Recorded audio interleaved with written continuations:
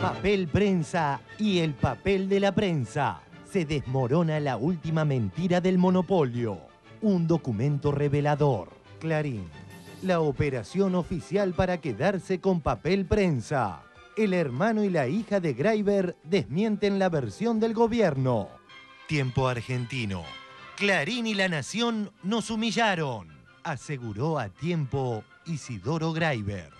Un mes antes de la solicitada de ayer fue entrevistado por este diario y contó la verdad sobre papel prensa. A todas luces fue un afano. El precio tuvo poca vinculación con el valor real. Los dos diarios nos dedicaban las primeras planas todos los días. Hablaban de la familia Greiber como de chorros. Los aprietes eran permanentes. Nos presionaban. Le dijeron a mi cuñada que los militares en el gobierno verían con agrado la desaparición del grupo y que los compradores lógicos eran los diarios. Apareció Isidoro Greiber. Isidoro Greiber ha dicho que todo fue normal, que todo fue legal, que todo fue estupendo. Y resulta que hoy se publica por la periodista Cintia Ottaviano una nota en la cual, el 11 de junio pasado, Tiempo Argentino publicó una nota en la cual sostenía que desde las páginas de los diarios lo habían presionado por el precio pagado. ¿Por qué cambió? Forma parte de una investigación periodística que venimos desarrollando en Tiempo Argentino desde hace 6 meses. Vos sabés que entrevistamos a muchas personas, más de 20, tuvimos acceso a documentos públicos y privados para probar que hubo una alianza entre la Junta Militar, entre Videla, Macera y Agosti, y los 3 diarios, Clarín, La Nación y La Razón, para despojar a la familia Greiber de papel prensa y comprarla a un precio vil, dijo exactamente Isidoro Greiber. Publicamos hoy una entrevista que tuvimos con él el 11 de junio pasado, en la que tuvimos un pacto de confidencialidad, Víctor Hugo, con el señor Isidoro. Quiso contarnos su historia, pero en ese momento nos pidió que no la vinculáramos con su nombre. Cuando vimos que él había hecho una carta a su sobrina y la había dejado en una escribanía pública que contradecía no solo lo que nos había dicho nosotros, porque quiero que quede claro que los dichos de Isidoro Greiber están fundamentados en pruebas documentales que nosotros publicamos en junio. Y también probamos, por ejemplo, que al grupo Greiber se le arrancó papel prensa porque era judío. Y así lo declaró Macera incluso en sede judicial en plena democracia. Lo que más sorprende también es que el propio Isidoro haya hecho estas declaraciones, esta solicitada que publicó en Clarín y La Nación, cuando en sede judicial de la democracia sostuvo otra cosa. Es importante que lo contemos porque él ese día nos dijo que Clarín y La Nación los habían humillado. ¿Y sabés cómo los habían humillado? Publicando todos los días, nos dijo él, notas en las que las trataban de chorros. La Nación, 11 de octubre de 1976. Greiber, implicado en la quiebra fraudulenta de 2 bancos. Clarín, 24 de octubre de 1976. Reabren en México el caso Greiber. En círculos policiales trascendió que hay numerosos indicios que acentúan la posibilidad de que el millonario argentino, a quien se involucra en un gigantesco fraude, no haya ido en el aparato accidentado. Publicando todos los días, nos dijo él, notas en las que las trataban de chorros. Clarín ya no podrá desmentir, La Nación tampoco, ¿no? Porque han quedado escritas, han quedado para registro, para la historia. Incluso hay un editorial del diario Clarín en el que directamente se le solicita a la Junta, estamos hablando de Videla, de Macera y Agosti, que investigue el grupo Greiber. Y estamos hablando de que cuando investigar significaba torturar y hacer desaparecer.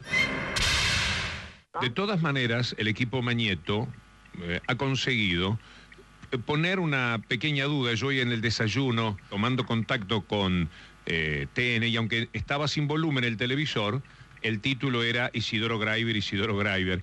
Los Greiber desmienten al gobierno. Los Greiber desmienten al gobierno. Los Greiber desmienten al gobierno. Los Greiber desmienten al gobierno. Los Greiber desmienten al gobierno. Los Greiber desmienten al gobierno. Greiber desmienten al gobierno. Y ya por lo menos han conseguido, con ese testimonio, generar, aunque sea alguna duda. Pero es muy importante sobre lo que ha dicho Isidoro Greiber, la presencia ahora de Fernando Molinas. Ha dicho su hijo, saliendo al cruce de un comunicado de los diarios Clarín y La Nación, en este caso, según el cual la venta de acciones de la familia Graiber a los nuevos socios fue investigada ya en democracia por el entonces fiscal nacional de investigaciones administrativas Ricardo Molinas, que no encontró irregularidades. Si hay un problema con Papel Prensa, que vaya a la justicia. El problema es cuál es, que ya fue Papel Prensa a la justicia. Y fue inocente. Hay un dictamen del fiscal Molinas que no dice nada del tema de las torturas, de esto, de lo otro. Todos son en democracia, no son en dictadura. Lo que dice ahora Molinas hijo es: tal afirmación no es cierta, ya que su padre formuló diversas denuncias penales y solicitó la nulidad de la adjudicación recaída en los diarios. Ya fue Papel Prensa a la justicia. Y fue inocente. Yo accedí a ese expediente y la verdad es que ha quedado escrito allí. Por eso es tan burda la maniobra de Clarín y La Nación, porque hay pruebas documentales. Ha quedado escrito todas las irregularidades que el fiscal Molinas marcó en esa oportunidad, la nulidad que pidió y cómo acusó a Videla, a Martínez de Oz, a Macera, a Agosti, y así puede seguir la lista. El 6 de noviembre de 1985, Isidoro Graiber declaró ante el fiscal general Ricardo Molinas, quien investigaba a Papel Prensa por presuntas irregularidades en la Constitución, su administración y transferencia accionaria. En ese momento reconoció el vínculo entre las tres armas y los tres diarios, y que para vender tuvieron tiempo exiguo. Poder Judicial de la Nación, Buenos Aires. A los 6 días del mes de noviembre de 1985, manifestó llamarse Isidoro Miguel Graiber.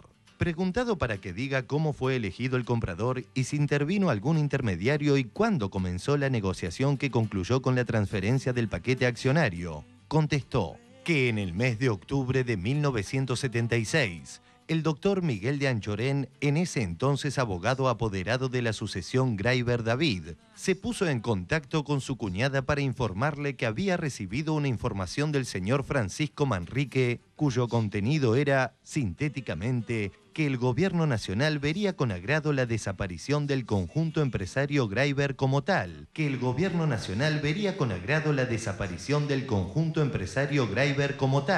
estimando que los compradores lógicos este último paquete eran los diarios Nación, Clarín y Razón.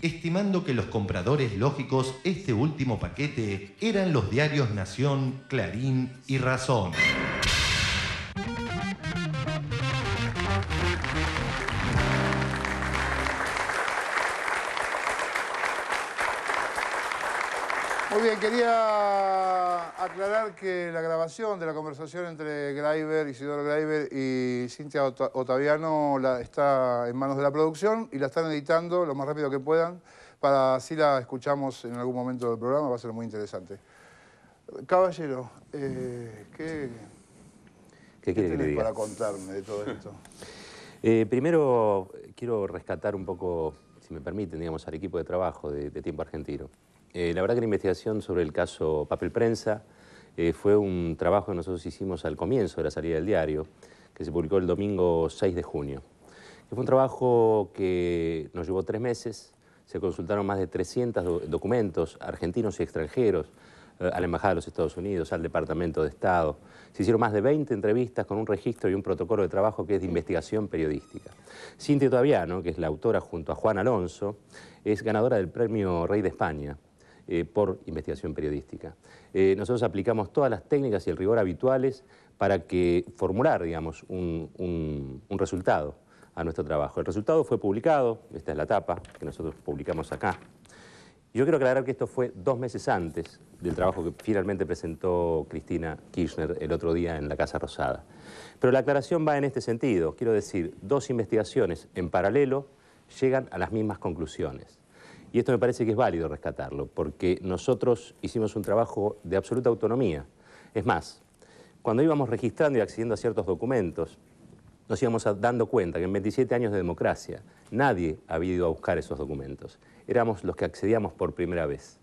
Y eso me parece no un detalle menor. Durante 27 años, esta investigación en este país, y a pesar de la democracia que teníamos, que yo siempre defino que fue en estos años una democracia quizá renga en estos aspectos, nadie ha ido a buscarlos. Habría que remontarse al fiscal Molinas, quizá, estamos hablando de mediados del 80, de la década del 80, que con muy poco hizo grandes avances, cuando Clarín y La Nación eran mucho más que lo que son hoy. Yo quiero dedicarle, digamos, estas palabras al fiscal, porque me parece que hay actitudes individuales que hacen que la historia progrese en un sentido. Y en ese sentido, digamos, también progresa con la investigación de tiempo. Cuando vimos a Cristina Kirchner el otro día en la Casa Rosada, nos corrió un frío por la espalda. Nunca habíamos visto un jefe de Estado reivindicando, con hechos, con palabras, con documentación, también una reivindicación de tipo periodística.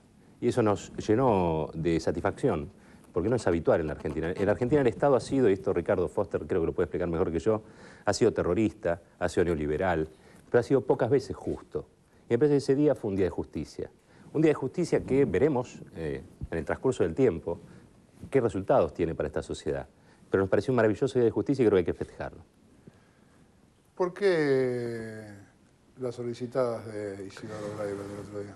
Mira, acá hay asuntos de índole privada que nosotros decidimos no ventilar en tiempo argentino. Nosotros ventilamos en la investigación asuntos que son o consideramos de interés público. Las cuestiones familiares, sucesorias, las peleas de una familia, para nosotros no son relevantes. Creo que Clarín está usando una interna familiar para llevar agua para su molino. Pero acá quiero recalcar otra cosa.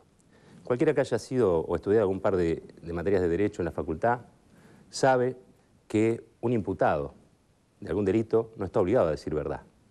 En este caso, Clarín, y esto hay que reconocérselo, y permítanme la ironía, no está obligado a decir la verdad.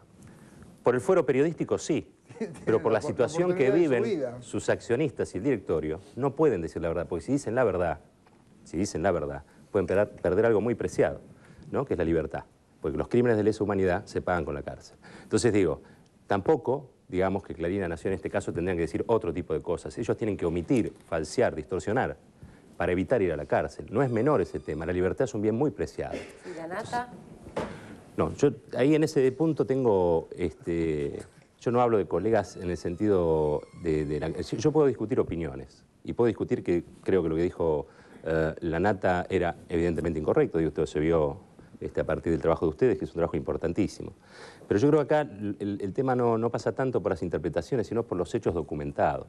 Porque las polémicas y las discusiones solo llevan a polémicas y discusiones, pero los hechos documentados tienen consecuencias. Y en este caso lo que tienen que tener son dos tipos de consecuencias. Penales por un lado, y por el otro lado, un homenaje a la verdad de las víctimas, del terrorismo de Estado. Porque este es el caso, es el leading case de la complicidad civil con la dictadura. Por primera vez Argentina puede juzgar, con la autoridad de un gobierno democrático, qué hicieron aquellos que se beneficiaron de la tortura y el horror. Pues habitualmente